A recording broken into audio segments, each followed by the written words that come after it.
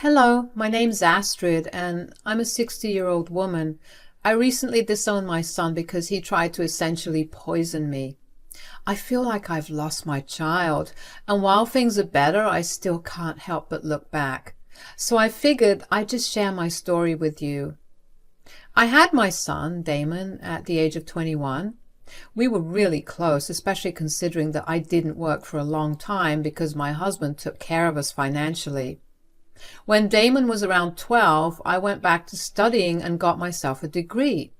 That allowed me to start working, and I got myself a pretty good job. My pay, along with my husband's, meant that we had a pretty solid amount of savings. We invested in a lot of things, and I'm still reaping the benefits of them today. Anyway, my husband got diagnosed with cancer when Damon was 16 and passed away a year after his diagnosis. Damon and I were shattered. It took us a long time to fully heal, but Damon had made up his mind to do medicine for college. He had watched how kind the nurses were to my husband during his final days, and Damon decided that that was how he wanted to be. In college, Damon met his now ex-wife.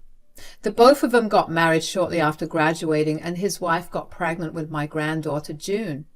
Damon had just started working, and his shifts were at very odd times, and that put a lot of stress on his relationship with his wife. But they worked through it. Things started to come together for them when Damon's wife got a brilliant job offer in another state. The three of them moved there, and I only ever saw them during the holidays after that.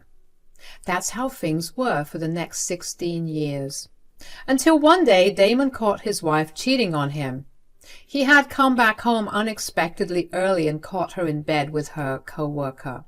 Suffice it to say, that marriage ended pretty badly.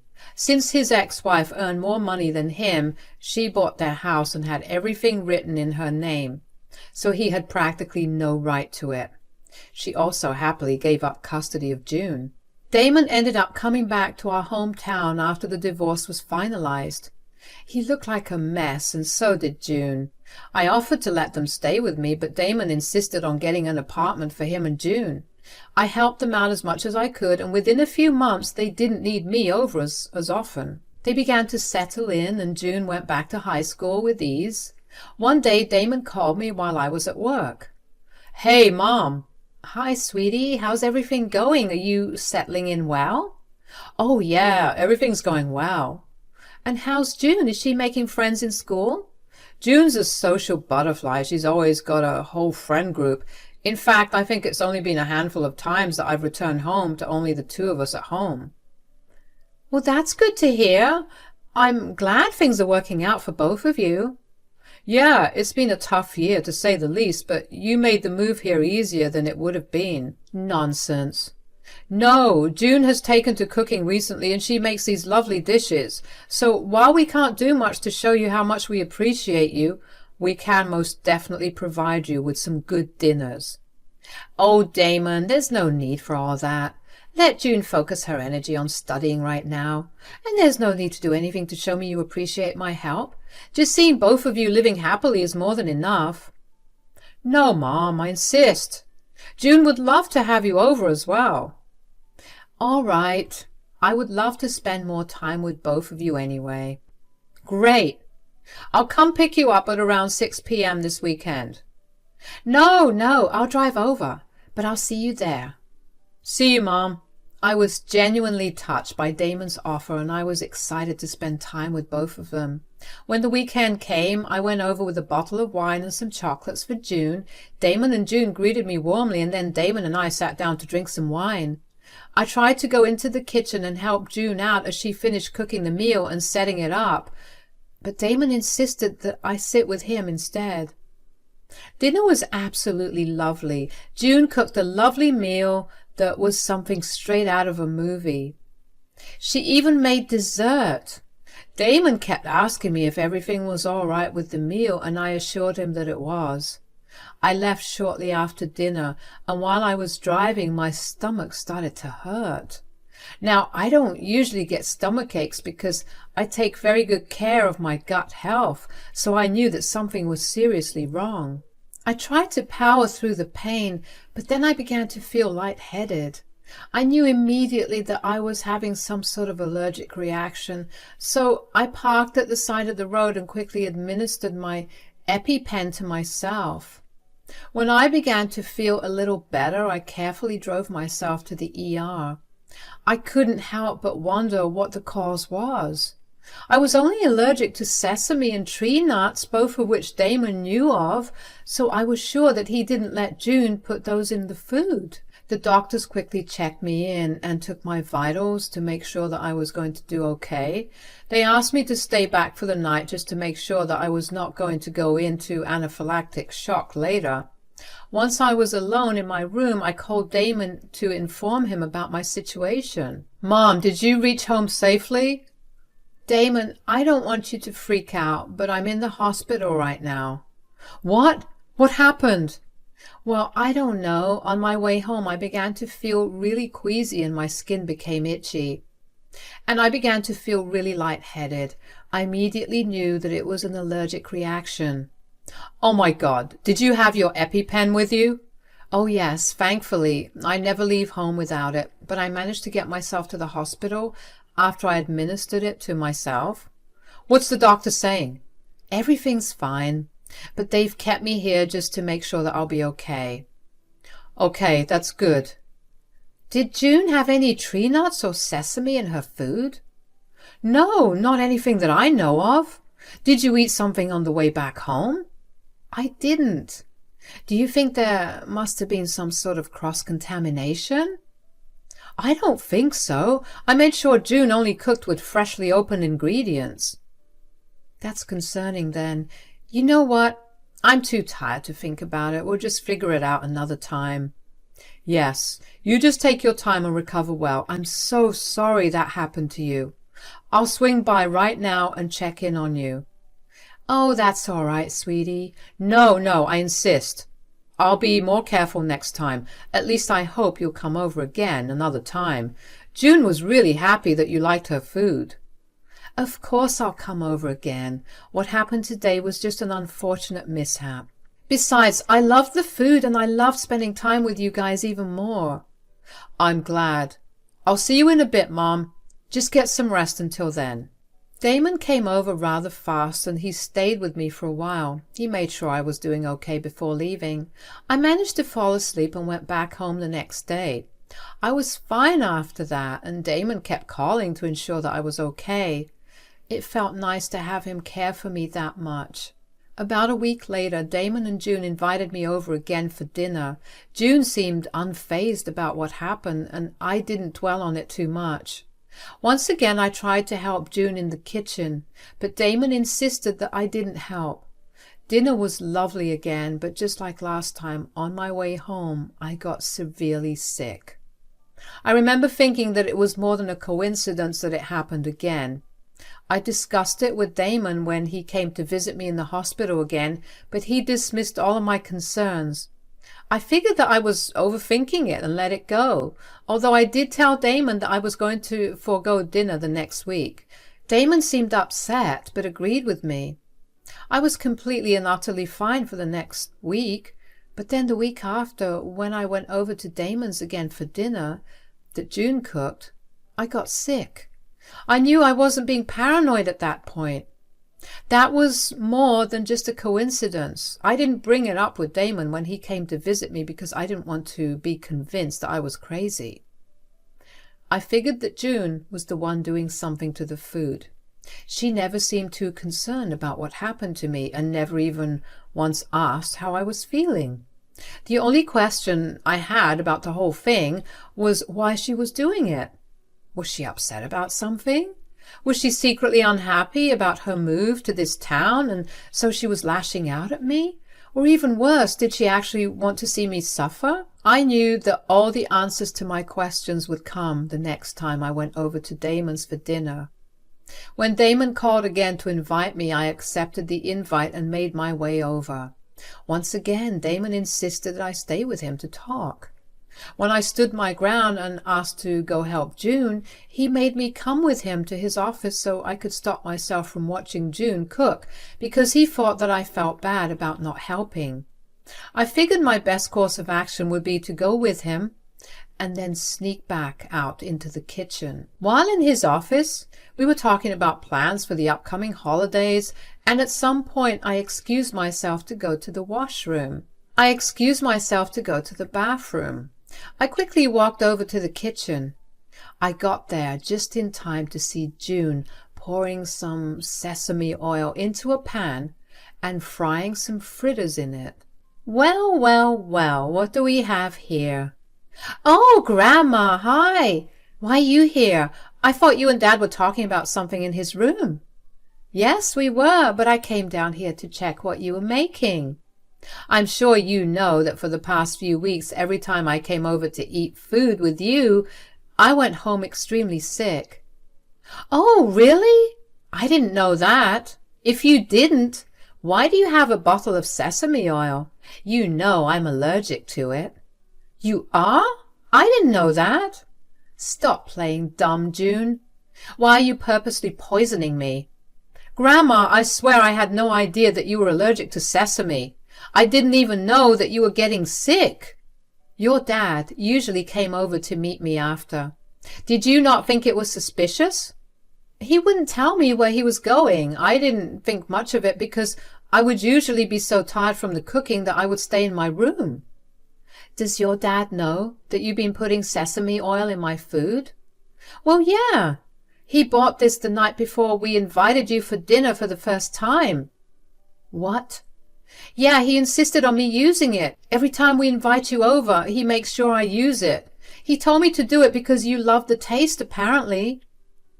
Oh, my God. Why would he do that? I have no idea. I'm genuinely really sorry. Will you be upset if I leave right now? I just need time to process all this and figure out how to confront your dad. I won't mind, but Dad is going to get upset. I mean, I could make you something else and you could pretend like everything's fine. I really don't want to be here right now. I'll just get going. Tell your dad I tasted some of the food you just made, and over the course of our conversation I began to feel sick. All right. I'm really sorry, Grandma. It's okay, sweetie. I quickly ran out. My heart raced as I started the car and drove off. I couldn't believe what June had told me. Suddenly, all the times that Damon insisted on me staying to talk with him and his blatant dismissal of my concerns made sense. The only thing running through my mind was why he would do something like that. Over the next few days, Damon kept trying to reach out to me by call, but I ignored him. I didn't know how I would confront him about the whole thing. I didn't even know if I'd be able to hold myself together while confronting him. But Damon showed up at my door one day and asked me where I had been. Mom, where have you been? I've just been at home. Why? No, I mean, you haven't been answering my calls and you just skipped dinner that day. Yeah, my health started acting up again. Are you doing okay? Why does that matter? You don't want that, do you? What on earth are you talking about? You're my mother. Of course I want you to be okay. Wow, you've mastered the art of lying, huh? You have some nerve to do it to my face. Are you seriously okay? You're spewing a bunch of nonsense. Look, I know what you've been doing, Damon. Give up the act. I don't want to see you again. What are you talking about? I'm talking about you making June put sesame oil in the food while knowing that I'm allergic to it. I forgot. Lies. You insisted that June put the oil in the food. You lied to the poor June as well and told her that I loved the taste of that oil. Did she tell you all this? It doesn't matter now, does it? Why did you do it? Ugh, fine. I did it because I wanted my inheritance. So you wanted me to die. Are you serious? You've lived a long enough life. Do you know how hard it is to live in today's economy? Besides, I didn't want you to die. I just wanted you to sign over your assets to me because you'd think that you were nearing death. Wow. Your solution to surviving was to endanger your mother's life? You're a work of art, Damon. Okay, but you're not dead. You're still alive and kicking. There's no need to be so hostile towards me. You're a disgusting person.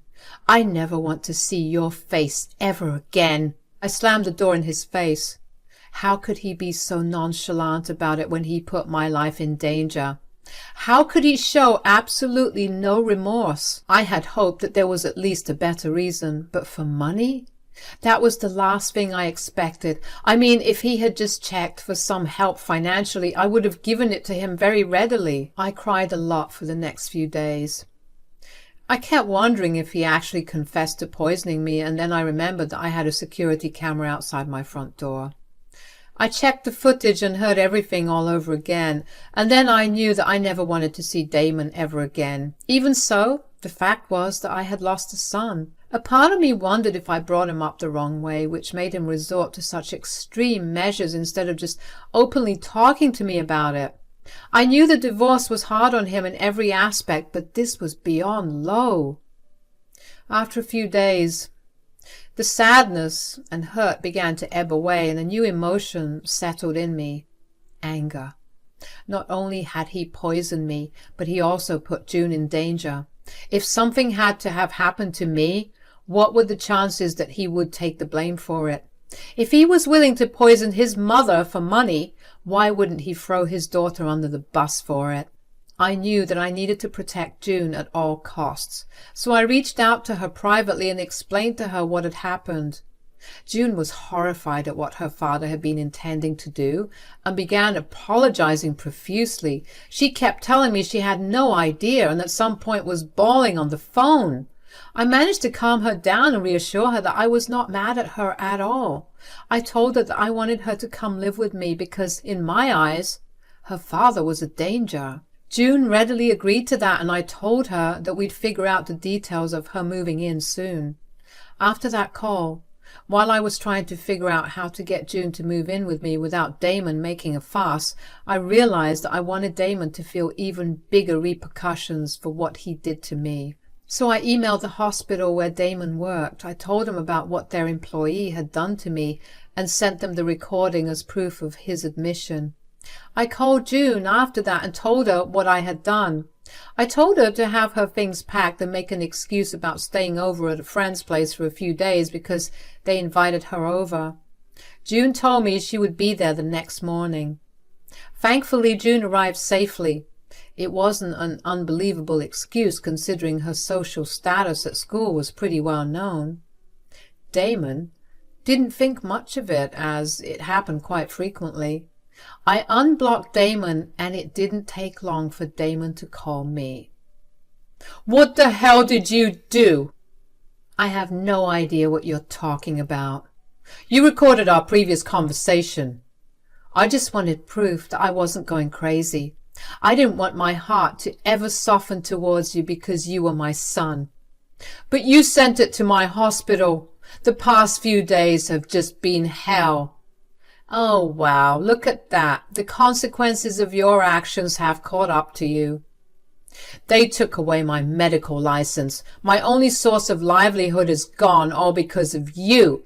How could you do this?" "If you're so comfortable poisoning your mother, I see no reason for you to be a practicing nurse. They were right for taking it away. Do you even know how hard I struggled for this? In just a moment, everything got taken away." "Do you know how much I struggled to raise you? And for something so selfish, you turned around and thanked me by poisoning me." "What would you have done in my place, huh? June and I were always days away from being on the streets. Now, I don't know what's going to happen." "You could have just asked me if you and June could stay with me. You didn't have to try and steal what was going to be yours anyway. What's going to happen now is that June will come live with me. As for you, I don't care. Figure it out yourself." "You don't take June away from me. She's still a minor." "I could get CPS involved if you like. They'll take one look at your record and I'll get custody. Besides, she's of legal age to make her own decision about which relative she wants to live with." "You ruined my life. I should have never come back." "No, you should have never tried to do something as stupid as poison your mother. Anyways, if you succeeded, you would not have gotten my property." "What are you talking about?" Everything I have and own would have gone to June. I never intended for you to have anything. You had established yourself as a grown adult with his own money. I wanted June to have something to her name. You jerk! How could you? Well, goodbye, Damon. All the best with everything. I was happy that Damon was going to face the consequences of his actions. I was glad that I took the step to ensure that he could harm no one else as he had harmed me. June moved in with me that day, and I was also glad that she would be safe from Damon. Damon kept blowing up my phone with messages telling me what a horrible mother I was. It pained me to read those texts. At some point I even questioned my decision to expose him like that. But I knew I did right, if not by myself, by June. She was needlessly put in a position where she would have been put to blame. I blocked Damon for my peace of mind, but that didn't stop him. He began to show up at my house every other day. He would keep banging at the door, demanding that I open it so we could talk. It was around this time that I genuinely began to fear for my life, so I reported him to the police, and I also filed for a restraining order against him. He hasn't bothered us since. I've taken June fully under my wing, and I plan to support her in every way I can. The first thing I did was to put her in therapy. The poor child had gone through so much in such a short span of time, and I thought she could use some help with coping with everything. June has been upset about what her father did and has been profusely apologizing for it. She refused to cook for a long while after she found out about what her dad had done, but I'm slowly reintroducing her to it. It's been a good few months since we left Damon behind, and things are looking up. June got into a few good colleges, and she'll be graduating high school in a few months. We're having a lovely time bonding with each other, and we're excited for what the future will look like for us. I don't know what happened to Damon, nor do I care to find out. I'm happy to be alive, and I'm never taking my good health for granted again.